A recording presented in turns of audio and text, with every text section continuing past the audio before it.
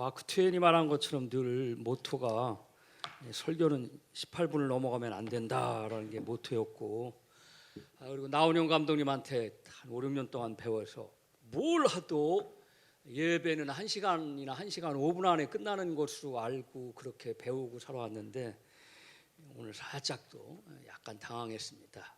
왜냐하면 제 설교는 길어졌거든요. 조금 준비하느라고. 그리고 재미난 건 제가 설교하는 그룹이 몇 개 있는데 제일 어려운 그룹이 배와 유치원이에요. 거기는 왜냐하면 말 설교하고 몸 설교하고 우리 주영 집사님이 잘 아시겠지만 다 해야 되니까 소통에 또 어려움이 있는 아이들도 가끔 있어요. 근데 사실 요새는 대학 우리 학교 체플이 제일 어렵습니다. 뭐 성인권 이런 거 걸러내다 보면은 할 말이 없어요. 그리고 얘기 잘못하면 에브리타임에 그냥 올라오니까 목사가 이랬다 저랬다. 마음으로 편한 건 종교교회입니다. 제가 무슨 설교를 하려고 해도 처음 올라가면 다 웃을 준비가 되어 있으니까 종교교회는. 근데 사실 제일 쉬운 교회는 이 배화교회죠. 왜냐하면 제가 어려운 용어를 쉽게 바꾸려고 노력하지 않아도 되는 교회가 제 말이 좀 어렵거든요. 뭘 따로 특별히 염려하거나 염두에 두고 설교하지 않아도 되는 그룹, 한 군데 치우치지 않아도 되는 그룹이 우리 이제 배화 우리 교회인데, 연말 설 맞이하면서 좀 몇 가지 특별한 경험을 했습니다. 종교계 월간지가 있는데 베데스다라고, 거기에 어느 분이 글을 올렸는데 이승만 전 대통령에 대한 이제 어떤 높이는 그런 글인데, 근데 그 배경에 이형훈 서울대 교수가 있더라고요. 그래서 제가 편집자한테 전화를 했어요. 이승만 전 대통령에 대한 공과는 다 누구나 따로 다르다. 좋은 점도 있고 나쁜 점도 있고, 뭐 그건 박정희 전 대통령도 마찬가지일 거다. 그러나 그거를 레퍼런스하는, 참조하는 게 이형훈 교수라는 건 전 받아들일 수 없다. 어떻게 그 할머니들을 매춘부라고 그러는 사람, 그리고 가서 징용대 가서 일하는 사람들을 돈 받고 일했다. 참고로 말씀드리면 제 아버님 일본 탄광에 가서 3년 동안 일하고 돌아오신 분입니다. 그 울분과 그 서름 때문에 결국은 젊은 나이에 간경화로 돌아가시래요, 제 아버님이. 그러니까 저는 그런 기분도 있고 그러니까, 그래서 이건 좀 생각해 봐주셨으면 좋겠다 그랬더니 카톡이 왔어요. 전 목사님은 좌파적 성향이 있는 것 같아요. 화가 났지만 참고, 저는 복음주의 중도파입니다. 그리고 답을 보냈어요. 근데 거기로 끝났으면 좋은데 막 설 되기 전날인가 이제 저희 어머니가 짜장면이 드시고 싶다고, 갑자기 어머님은 짜장면이 드시고 싶다고 하셨어. 그래서 93살 먹은 우리 어머니가 짜장면이 드시고 싶다니 할 수 없죠. 짜장면 시키는데 배달이 왔는데 배달부하고 집사람이 뭐라고 그러더니 들어오더니 갑자기 짜장면을 내놓더니 배달앱 때문에 여보 짜장면 요새 중국집도 안 된대. 하여튼 문재인 때문에 문제야. 그래서 무슨 소리야? 그랬더니 배달앱이 뭐 문재인 때. 그래서 이 양반아, 배달앱은 저 박씨 아줌마, 죄송합니다. 전 박근혜 대통령 그때부터도 생긴 거 아닌가? 이명박 전 대통령 때부터도 왜 갑자기 짜장면집 안 되는 게 문재인 대통령 탓이야? 그랬더니 뭐 어쩌고 저쩌고 그래요. 아무튼 뭐 그 사람은 박근혜 대통령 탄핵할 때도 굉장히 기분 나빠하던 사람이니까. 그래서 이거 좀 균형을 잡아야겠다. 그래서 생각지도 않았는데, 그래서 남산의 부장들을 보러 가자. 그래서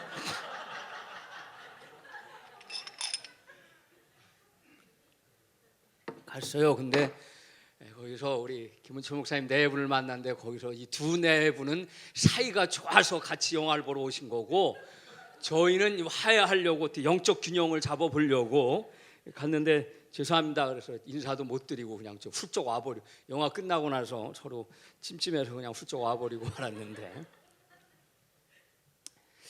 문화체육관광부가 발표한 2019년 한국인의 의식 가치관 조사 결과에서 진보와 보수 간 갈등이 크다라고 응답한 비율이 91.8%라고 합니다. 분리와 분열이 불신을 키우고 불신이 혐오와 증오를 재생산하거나 하고 있는 게 이 나라 상황입니다. 편하고 파가 나누어지다 보니까 편파적이 되어서 자기가 보는 것만 보고 듣는 것만 듣는 이 정보의 자발적 장애 현상이 일어나고 있습니다. 내 편이 아니면 다 아니에요. 그러니까 광화문 광장에서는 이성과 객관적 판단, 종교적 배려와 자비심은 다 하수구로 흘러내려가 버리고 맙니다. 저는요 광화문 자주 가거든요. 왜냐하면 교보문고 갔다가 생명의 말씀 다 죄송합니다. 생명의 말씀 토요일 날 가니까. 토요일 날 가도 문제고 주일 날 가도 문제인데 제가 머리가 하얘니까 태극기 부대들이 와서 서명해 달라고 그러고.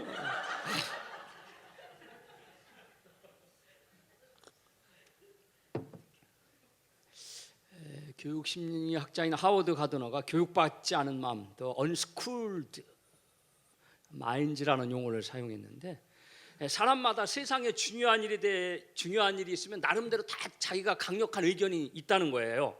그걸 이미 형성하고 있어서 새로운 의견을 수용하기가 무척 어렵다.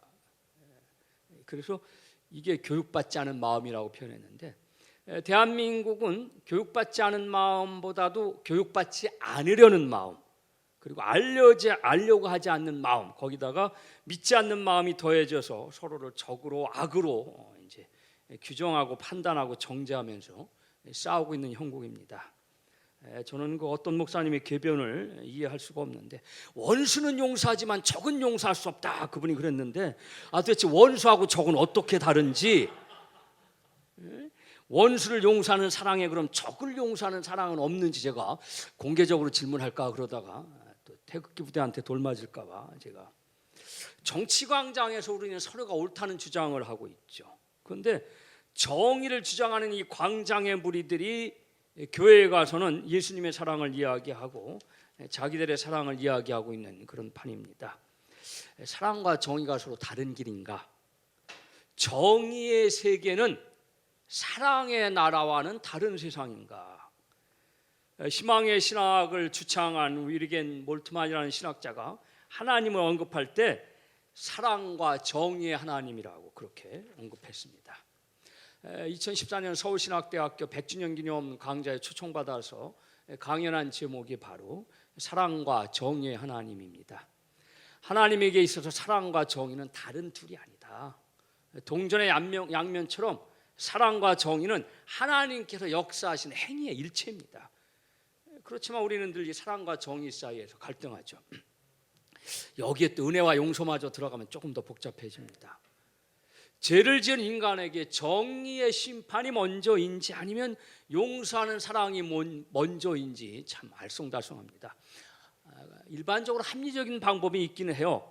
저지른 죄에 대해서 상응하는 벌을 받게 하고 다음엔 용서하는 것, 다윗에게 행한 나단의 방법이거든요. 그런데 신약 성경에서 팔복에서 예수님께서 말씀하신 이 자비의 본래 뜻은요, 용서와 자비의 본래 뜻은 뭐냐면 벌을 받아야 할 죄인에게 벌을 주지 않는 겁니다. 받아야 할 벌을 주지 않는 용서가 자비의 사랑입니다. 보응의 법칙을 넘어서는 게 자비입니다. 급진적으로 말하는 사람들은 그래서 자비는 사회적 정의의 영혼이다라고까지 말하는데, 우리식으로 말하자면 우리가 죄를 지어서 벌을 받아야 하는데 우리에게 죄를 묻지 않고 예수님께서 대신 십자가에서 우리를 죄를 대신해서 벌을 받으신 것이 바로 자비의 사랑입니다. 그래서 우리는 영혼으로는 죄를 대속받은 죄인이라고 말하죠. 그러면 물리적으로, 현실적으로, 사회적으로 지은 죄에 대한 용서와 사랑은 어떻게 처리돼야 될 것인가? 위안부 할머니 사건이나 세월호 사건을 한번 떠올려 봅시다. 보상이 필요하고 처벌이 필요한 죄를 처리하는 사회적인 정의, 공적인 정의는 어떻게 해결돼야 하는지, 여기에 오늘의 고민, 이제 저의 설교의 고민이 있습니다. 주님의 공의로 나를 건지소서라고 시편 31편 1절의 말씀을 마르틴 루터가 읽었을 때 그의 심정은 무엇이었을까? 개역 한글판에서는 주님의 의라고 번역한 것을 개정판에는 다 주님의 공의라고 번역을 해버렸습니다. 근데 사실 공의라는 번역은 약간의 트릭입니다. 사실은 그냥 의라고 하든지 정의라고 번역하는 게 맞습니다. 근데 정의라고 하는 표현이 대한민국 사회에서는 좀 민감하고 첨예한 사항이어서 번역자들이 정의라기보다는 공의라는 표현을 즐겨 사용했습니다. 사실 어떻게 보면 정의라고 하기보다는 공의가 좀 부드럽죠. 그리고 또 신앙적인 것 같죠. 그리고 또 경건해 보이는 단어기도 합니다. 왜냐하면 justice하고 righteousness 좀 달라 보이잖아 이게. 영어로도. 사실 이 justice하고 righteousness하고 의미의 다름은 사실 또 1시간 동안 얘기해야 됩니다. 국어 사전에서도 정의는 개인과 사회 간의 공정하고 올바른 도리로 그렇게 풀이해 놓고, 공의는 두 번째 가톨릭에서 말하는 하나님의 품성이다라고 해설하고 있는데, 사실 공평하고 의로운 도리라는 점에서는 정의나 공의나 같은 뜻의 단어입니다. 그런데 사실 조금 우리가 용어적으로 파고들면 조금 골치 아프긴 하지만, 어쨌든 시편 31편 1절에 하나님의 공의는 어떤 뜻으로 말씀하신 거고, 어떤 하나님의 정의를, 제가 이제부터 정의하고 공의하고 막 섞어서 말씀드릴 텐데, 어떤 하나님의 정의를 말하는 건가? 성경 전체 100%가 하나님의 정의를 그렇게 규정하는 건 아니지만, 거의 좀 과장하면 99%는 하나님의 정의는 약자를 괴롭히는 것에 대한 응징과 처벌로서의 정의입니다. 뒤집어 말하면 약자를 돌보고 살리는 것이 바로 정의입니다. 이사야 1장 17절, 옳은 일을 하는 것을 배워라. 정의를 찾아라. 억압받는 사람을 도와주어라. 고아의 송사를 변호하여 주고 과부의 송사를 변호하여 주어라. 시편 82편 3절에 4절, 가난한 사람과 고아를 변호해 주고 가련한 사람과 궁핍한 사람에게 공의를 베풀어라. 세 번역의 성경이니까 조금 잘 안 들어오실 것 같긴 한데, 플라톤의 국가, 온통 정의로 가득 차 있는 그런 내용입니다. 저는 읽다가 항상 서문만 읽고 전 끝까지 읽어본 적이 없어요, 플라톤의 국가는. 그런데 이 국가에서는 정의를 얘기할 때 그 정의가 고아나 과부나 억압받는 자나 가난한 자와 연결되어 있다고 말하는 곳 한 군데도 없습니다. 가난한 자, 과부, 고아, 그리고 나그네를 위한 도움으로서의 정의는 구약에 많은 곳에 등장하는데, 이 네 그룹, 힘없는 4인방인데, 힘없는 4인조 그룹이 아주 구약에선 이걸 그 사람들을 돌보는 것으로서의, 그 사람들에게 잘못하는 걸 바로잡는 것이 바로 정의라는 겁니다. 예수님에게서도 마찬가지입니다. 누가복음 4장 18절과 19절, 예수님의 소명, 가난한 자에게 복음을, 포로된 자에게 자유를, 눈먼 자에게 다시 보게 함을, 눌린 자를 자유롭게 하는 은혜를 전하러 오셨다. 이사야의 예언을 이렇게 말씀하시고서 당신이 오신 뜻을 얘기하는데, 그래서 예수님 사역의 정의, 예수님 사역의 공의로움은 결국 약한 자를 위한 것으로 규정되고 있습니다.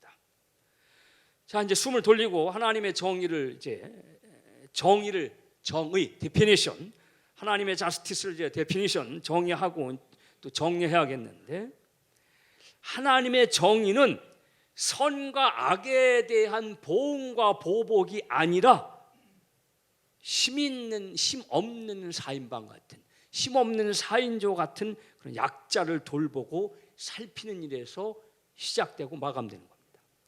여러분, 이스라엘의 출애굽은 불의한 이집트에 대한 보복과 응징으로서의 정의가 아니라 약자인 이스라엘을 자유롭게 하고 해방시키는 사랑으로서의 정의였던 것입니다. 물론 구약학자들이 저에게 또 어떤 딴지를 걸지 모르겠습니다만, 그래서 결과적으로는 약자를 괴롭히는 것에 대한 거부와 저항, 그 응징이 하나님께서 정의를 행하는 행위의 목적과 수단, 그리고 결과가 되는 겁니다. 결국 약한 자에 대한 하나님의 사랑이 하나님의 정의라는 겁니다. 약자를 사랑하시기 때문에 약자를 괴롭히는 자에 대해서 하나님께서 일으키시는 분노가 정의입니다. 사랑이 정의를 불러오는 것, 그래서 하나님의 사랑과 정의가 일체입니다. 그러면 이제 하나님의 사랑은 어디서 오는 거냐? 이상하게도 약자인 인간을 사랑하기 위해서 행동하시는 하나님의 정의와는 좀 반대의 상황에서 하나님의 사랑이 준비되어집니다. 하나님의 사랑은 인간의 불의와 부정에서 시작합니다. 하나님께서 불의한 인간들을 위해서 그 인간들의 죄악을 대신 짊어지도록 당신의 외아들을 인간의 세상에 보내서 용서의 십자가를 지게 하셨습니다. 그래서 이 정의롭지 못한 불의한 인간들을 사랑하기 위해서 하나님께 먼저 행동한 그런 액션을 취한 선제적 사랑, 이것이 바로 그리스도입니다. 불의한 인간을 사랑하기 위해서 태초부터 존재하신 그리스도의 선제성, 그것이 바로 하나님의 사랑입니다. 인간의 불의를 위해서 용서의 그리스도를 준비하신 것이 하나님께서 앞서서 말하신 선제적 사랑이며 그것이 그리스도의 선제성입니다. 하나님께서 우리의 존재 이전에 우리를 사랑하기 위해서 준비하셨습니다. 근데 아이러니컬하게도 그것은 우리가 잘하기 때문에, 인간의 정의적이기 때문이 아니라 우리가 저지른 불의를 위해서 준비하신 것이 사랑입니다. 그러니까 누가 잘못한 것을 미리 용서해 주시기 위해서 준비하신 것이 사랑입니다. 그래서 윌터 스토프라는 신학자는 사랑은 하나님의 용서를 모방하는 것이다 라고 말합니다. 그래서 하나님은 루터의 표현대로 말하면 영원부터 영원까지 사랑의 용광로가 된다. 그래서 우리의 인간적인 생각으로는 다른 방법에서 하나님의 정의하고 하나님의 사랑이 거꾸로 출발하고 있어요. 좀 재밌긴 하지만, 그러나 이렇게 복잡해 제가 말씀드렸지만, 이런 복잡할 속에 오히려 하나님의 사랑과 정의는 그래서 서로 다른 세계가 아닙니다. 정의를 실현하기 위해서 우리는 인간들은 파괴와 폭력을 불러오죠.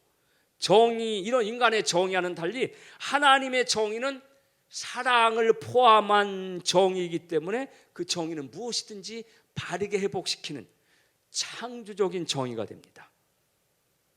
그래서 사랑은 늘 창조를 불러오는 거죠. 여러분, 사랑이 얼마나 창조적입니까? 김 목사님 연애 시절을 생각해 보라. 사랑하기 때문에 사모님에게 얼마나 창조적인 행위를 했는지.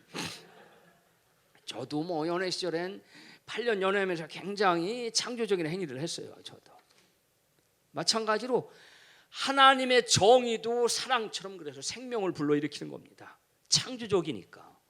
그래서 하나님의 정의와 사랑에서 창조는 생명이니까 생명. 그래서 모든 것이 새로워지고 새로운 세상을 꿈꾸게 되는 겁니다. 그래서 사랑만으로도 안 되고 정의의 실현만으로도 안 되는 겁니다. 사랑과 정의가 조화롭게 함께 가야 하는 새로운 세상. 그래서 베드로후서 3장 13절에 새 하늘과 새 땅을 꿈꾸는 것, 사실은 우리의 이게 사랑과 정의의 신앙입니다. 죄송합니다. 이제 제 설교의 서론이 이제 끝난 거예요. 제목에 말하던 오늘 설교의 제 주제는 사랑과 정의의 조화라든가 신학적으로 사랑과 정의가 어떻게 공존해야 되는 이런 거창한 주제가 아니라 사실은 우리 영적인 조화, 신앙적인 조화 균형을 어떻게 가져가느냐, 이렇게 말하고 끝나면 참 은혜로운데 좀 더 설명을 해야 돼서, 그래서 거창한 주제가 아니고 이 균형을 맞추며 살아갑시다, 신앙의 균형을 갖고 살아갑시다라는 이런 걸 얘기하려고 좀 길게 돌아온 겁니다. 예수님이 12제자 가운데 성격이 유난히 급한 제자가 2명이 있었는데, 얼마나 성격이 급했는지 예수님께서 그들에게 별명을 붙여주셨는데 보아녹의 아들들, 우레, 천둥의 아들들이라는 별명을 주었습니다. 세베대의 아들 야고보와 요한 형제가 바로 그들이었습니다. 근데 아버지인 세베대도 굉장히 성격이 급했던 것 같아요. 제 두 아들 녀석들의 별명도 어릴 때는 천둥과 번개였는데 그것도 그 아버지 탓인 것 같아요. 굉장히 재미난 얘기를 한 건데, 그런데 이 두 형제가 인생의 종착역에 다다랐을 때 그들이 얻은 별명은 요한은 사랑의 사도, 야고보는 인내의 사도가 됐어요. 그중에 요한은요, 성격이 특히 급했을 뿐만 아니라 정의심과 함께 편견과 또 보복심도 굉장히 강했던 사람입니다. 마태복음 4장, 마가복음 1장, 누가복음 5장에 예수님께서 첫 번째로 제자를 부르시는데 처음으로 부름받은 제자가 4명이죠. 베드로, 안드레, 그리고 야고보와 요한, 이렇게 4명이었는데 야고보와 요한은, 베드로, 안드레는 그런 설명이 없는데 야고보와 요한은 그때 아버지와 함께 일하고 있었는데 뭐라고 표현하고 있냐면 곧바로 배와 아버지를 버려두고 예수를 따랐다. 마가복음은요, 그러자 그들은 아버지 세베대를 품꾼들과 함께 배에 버려두고 예수를 따라 나섰다. 참 대단히 화끈한 형제들이 성격 급한 거예요. 아버지 뭐 이제 빠이빠이 그러고 떠난 거예요. 이제 나 예수님 따라가겠습니다. 그러고 같이 일하던 아버지 뭐 다 가정을 버려두고 그냥 떠났다는 겁니다. 제 두 아들 녀석도 혼처가 생기고 애인이 생기니까 곧바로 저를 버려두고 이제 떠나가고 있는 형국인데, 뭐 예수님을 따라가면 더 좋겠습니다만, 하여튼 마가복음 9장인 어느 날 요한이 동네에서 많은 사람들이 모여 있는 걸 발견했는데 그래서 구경하러 갔어요. 근데 그곳에서 생면부지의 사람이 예수님의 이름으로 귀신 들린 사람을 고치고 그런 이야기가 등장합니다. 사람들이 감격하고 감탄하면서 막 박수치고 있는 걸 보자 요한이 불끈해서 나타납니다. 이보시오, 내가 진짜 예수님 제자인데 난 당신 얼굴 본 적도 없는데 어떻게 감히 당신이 예수님의 이름으로 귀신을 내쫓는 것이오. 그리고 야단을 치고 이제 당당하게 예수님한테 가죠. 그래서 예수님, 제가 한 놈 제가 죽이고 왔습니다. 예수님께서 말씀하시죠. 막지 마라. 내 이름으로 기적을 일으키고 나서 나한테 반대할 사람이 어디 있겠느냐. 우리를 반대하지 않는 사람은 우리를 지지하는 사람이다. 그래서 좀 머쓱해졌어요. 그런데 누가복음 9장에서 또 사건이 납니다. 예수님 일행이 사마리아를 거쳐서 갈릴리로 내려갈 때 사마리아 동네 사람들한테 후한 대접을 받았죠. 근데 갑자기 또 예수님께서 예루살렘으로 간다니까 사마리아 사람들이 삐쳤어요. 그런다. 삐쳤지? 삐진 게 아니라. 하여튼 그래서 자꾸 삐지는 걸. 아무튼 삐진 사마리아 사람들이 왜 하필이면 예루살렘으로 가느냐고 그렇게 아주 굉장히 나중에 냉대를 하기 시작해요. 처음엔 대접을 했다가 그래서 야고보와 요한 형제 둘이 나서서 주님, 하늘에서 불을 내려갖고 이 동네 사람들 불살러 버리면 어떻겠습니까? 라고 그렇게 얘기를 합니다. 예수님께서 그걸 듣고 꾸짖으셨다. 그게 누가복음 9장 얘기인데, 사도 요한은 올곧아요, 정의로워요, 용기를 갖고 있어요, 담대함, 그리고 진리를 갈구하는 열정이 있어요. 예수님께서 십자가에 달리셨을 때 제자들 다 도망갔는데 예수님의 발밑에 남아서 예수님의 어머니 마리아를 보호해달라는 부탁을 받으면서 예수님 끝까지 마지막을 그래도 먼발치나마 본 것이 바로 요한입니다. 의리 있는 제자입니다. 약점은 성격이 불같다는 것, 편견과 복수심이 강하다는 거죠. 자비가 적다는 거죠.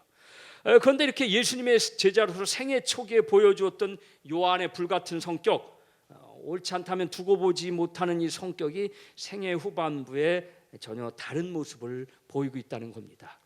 전반부 생애에서 요한의 이러한 격정과 불관용, 야심은요, 영적 불균형에서 온 겁니다. 그런데 생애 후반부에 들어서서 놀랍게도 인격적인 조화, 신앙적인 그런 균형의 모습을 보여주고 있습니다. 그래서 그는 사랑의 사도로 변하게 됩니다. 그래서 요한 서신을 사랑의 편지라 얘기하고 있습니다. 여러분, 일반적으로 성경 전체가 매 페이지마다 하나님의 사랑으로 가득 차 있는 것 같죠? 한번 자세히 읽어보세요. 구약은 전부 다 하나님의 정의, 심판, 분노예요. 그러면 신약 성경은 사랑으로 가득 차 있는 것 같죠? 아닙니다. 신약 성경은 정의의 책입니다. 고린도전서는 예수님의 직접 편지가 아니니까 사도 바울이 말한 고린도전서, 그것도 13장 부분에 와서야 언급이 되긴 하죠. 실제적으로는요, 사랑이 언급되는 건 요한 서신 중에 요한일서 4장 16장에 와서야 비로소 하나님은 사랑이시니라는 명제가 등장하는 겁니다. 그래서 요한 사도가 사랑의 사도라고 불리는 건 이게 당연한 겁니다. 생애 전반부와 후반부가 조화를 이루어서 요한은 정의만도 아니고 사랑만도 아닌 정의와 사랑을 골고루 갖추게 된 균형 잡힌 인격과 믿음에 이르게 됩니다. 그리고 균형 잡힌 인격에 이르러서 사도 요한은 그때서야 교회의 감독이며 원로 목사님들에게 붙이는 최고의 경호, 최고의 애칭인 장로라는 이름으로 불리게 됩니다. 그래서 요한계시록에서 그는 장로 요한으로 불리게 됩니다. 좀 이상한 논리지만 여러분, 좀 여유로워져야, 좀 사람이 녹록해져야 오래 삽니다. 아니, 또 오래 살아서 여유로워지는 건지도 모르겠습니다만 저도 그래서 요새 조금 오래 살아야겠다 그런 생각을 좀 해보는데, 근데 성이 급한 어르신들이 이제 굉장히 많아서요, 오래 살려면 좀 고민 좀 해봐야 됩니다. 요한이서 3서 편지 인사말에서 그런 자기 자신을 가리켜서 스스로도 장로인 나는 그렇게 표현을 쓰고 있습니다. 현재 교회의 직분으로서 장로라는 호칭이 아니라 나이 많다라는 뜻의 형용사인 시라버 브레스피스라는, 그래서 사람의 나이에서 오는 연륜과 그의 인격을 존경해서 부르는 그런 호칭이었습니다. 그래서 공동 번역에서는 장로라고 번역하지 않고 원로라고 부르고 있습니다. 그래서 사실 원로는요, 아무에게나 함부로 드리는 이름이 아닙니다. 나이 들었다고 붙이는 이름이 아니죠. 진리의 사랑이 없을 때 그 진리는 자칫 냉소와 무자비에 이를 수 있고, 사랑의 진리가 없을 때 그 사랑은 자칫 위선과 방만에 빠질 위험이 있습니다. 그래서 고린도서 13장 6절에 참사랑은 불의를 기뻐하지 아니하며 진리와 함께 기뻐한다고 말씀하고 있습니다. 오늘 요한 2서에서 진리와 사랑이라는 두 가지 미덕을 얼마나 잘 조화시키는지 얘기하고 있습니다. 은혜와 자비와 평강의 하나님 아버지와 아버지 아들 예수 그리스도로부터 진리와 사랑 가운데서 우리와 함께 있기를 바랍니다. 근데 여기서 진리는 진실, 사실, 팩트라는 그런 뜻이 있는데 이게 곧 정의와 환치되어지는 단어입니다. 그래서 신앙적으로 진정으로 경건한 사람은 사랑과 진리, 사랑과 정의라는 두 가지 미덕을 조화롭게 갖춰야 됩니다. 정의와 사랑이 완벽하게 균형을 이루어서 정의를 지키면서 사랑으로 실천하는 영적인 진보가 있어야 됩니다. 그래서 정의의 열정과 사랑의 실천이라는 균형이 결국 기독교 신앙의 원숙함을 보여줄 수 있다. 잘못된 신앙의 형태를 저는 미신, 맹신, 광신, 그러나 거기다 회의주의도 저는 잘못된 신앙의 형태라고 봅니다. 일단 부정하고 못 믿는 회의주의도 일종의 맹신이죠. 그런데 때로는 우리는 신앙에서 지성과 감성 사이의 균형을 놓치고 사랑이라는 명목 아래 정의를 무마하고 정의라는 명분이 사랑을 물리치게 하는 때가 있습니다. 감격과 감성이 이성과 지성을 비신앙이라 공격하고 이성과 지성이 감격과 감성을 미신과 광신이라 공격하고 합니다. 여러분 찬송에 감격해서 울며 박수치며 그렇게 따라 부르는 것이 광신입니까? 여기 와서 그랬다가 혼나죠. 우리. 내용도 없고 논리도 없는 부흥의 설교에 아멘하지 않는다고 해서 그게 회의적이며 냉수적인 신앙입니까? 흔히들 말하기를 지성은 구라파에 뿌리가 있고 감성은 동양에 토대가 있다고 말하는데 맞는 말이면서 틀린 말입니다. 저는 지성이 서양만의 특권이고 감성이 동양만의 특권이라고 생각하지는 않습니다. 어느 한쪽을 더 풍부하게 갖고 있을지는 몰라도 한쪽에 치우치지는 않습니다. 지성과 감성 둘 다 하나님께로 창조하신 같은 부분입니다.